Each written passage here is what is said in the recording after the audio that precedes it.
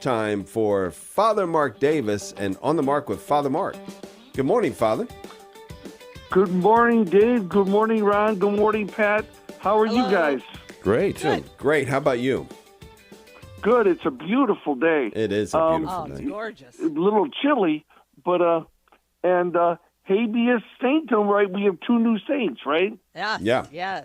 Yes. Say that again. You know- Habeas what?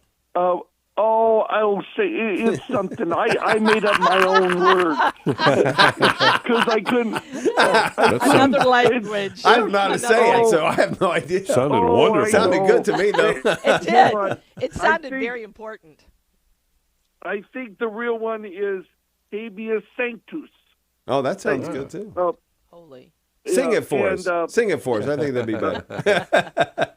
I don't know the tune, but if any of you ever listen or to read Chris Stefanik's Oh, yeah. daily, his blurb today is a wonderful story about Frazzati, and a miracle that could have been that they went another way, that he had talked to people. So it's very inspiring. And his point was, how cool is it now to be able to have saints, that were very much themselves, and people that, younger that people can relate to. So I guess Frazzati, Giorgio, he would play pool with his friends, and the gamble would be if he lost, he'd pay them.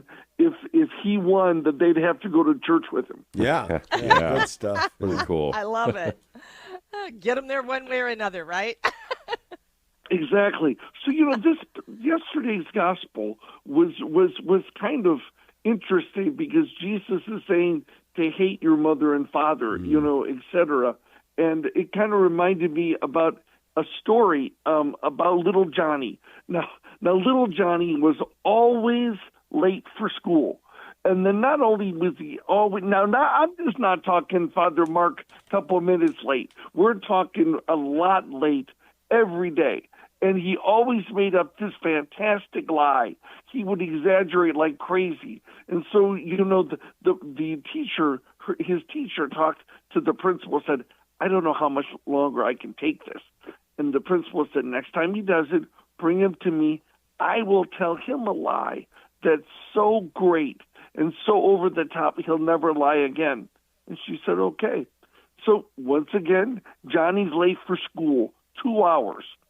So and then the teacher says to him, Johnny, why are you late? He said, teacher, you wouldn't believe this. I was actually early walking to school today. I was 2 hours early. So I'm thinking, you know what? There's the pond. I'll just go fishing because I'm so early and I'm up early.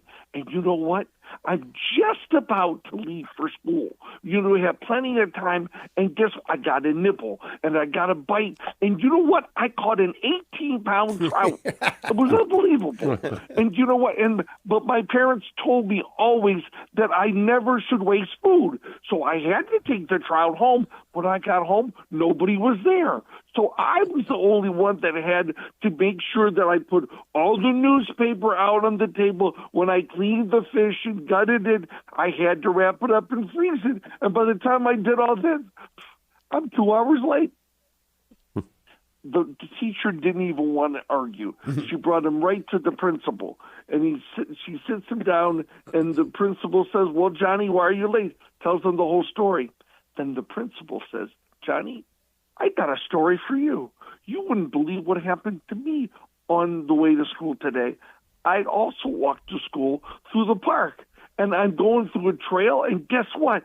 I noticed that something was behind me. I turned around. It was a 22-foot grizzly bear, and he's bearing down on me. His fangs are 6 inches long. He's just about to eat me alive when a little dog comes out of nowhere and is barking at, and it attacks the bear. It kills the bear and eats the entire bear right in front of me. What do you think of that, Johnny? And Johnny said, Oh, you found Sparky. It's my dog. That's his third bear this week.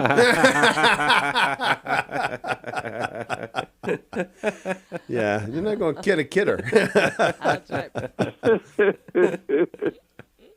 So, exaggeration is just a part, of anyone's speech, and it certainly was a part of Jesus's culture.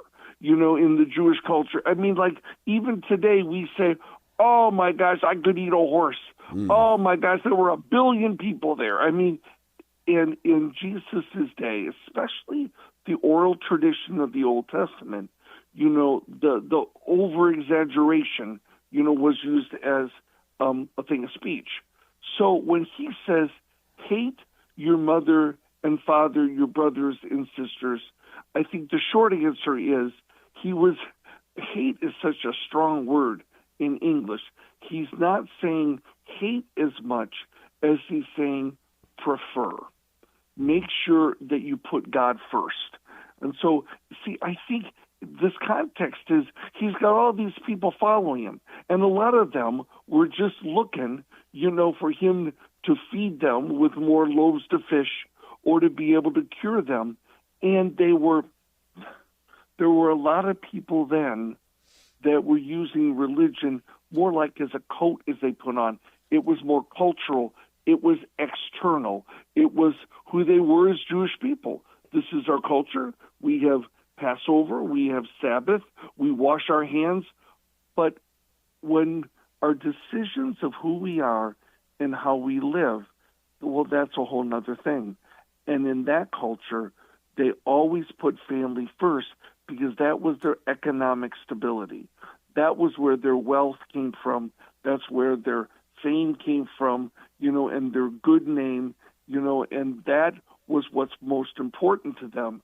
And that's why it was so hard for Jesus to get people to follow him and really be like him, because they always didn't want to upset, the apple cart, of the family relationships. So what he's saying to them, I think if you look at that passage, was 3 things. He's saying you've got to hate blah, blah, blah. So you've got to prefer and love God in the spiritual way first. He also told them that they needed to pick up their cross, because many people then were looking at him so they didn't have to suffer. They wanted him to fix everything, to help us to defeat the Romans, be able to make us all rich, make life so that we never have to suffer. And Jesus is very clear that if you're going to follow him, it's not that God will take away all suffering and the humanity of the world, but he will give us a spirit and a love in order to be able to carry it with him. And then the third thing he said was to be able to know that there's a cost, and that you have to be able to put God's spirit above wealth. But logic says when we put God first, then everything else, it makes our relationships better. It fills the need so we don't need so much, and that God gives us eternal life, but we've got to put him first. So I think that's the context. What did you guys think about that reading? I don't know if you've already talked about it. The sentence that always sticks out to me is pick up your cross and follow me. How that must have struck the people who are listening. I think in our age, it would be like someone saying, without other context, because remember, he had not yet died on the cross, pick up your electric chair and follow me. I'm like, what? What do you mean pick up my electric chair and follow you? But there we would find what he meant by it when he himself was hung upon the cross later. So, thanks, Father Mark. Have a good week, everybody. God bless. Bye-bye.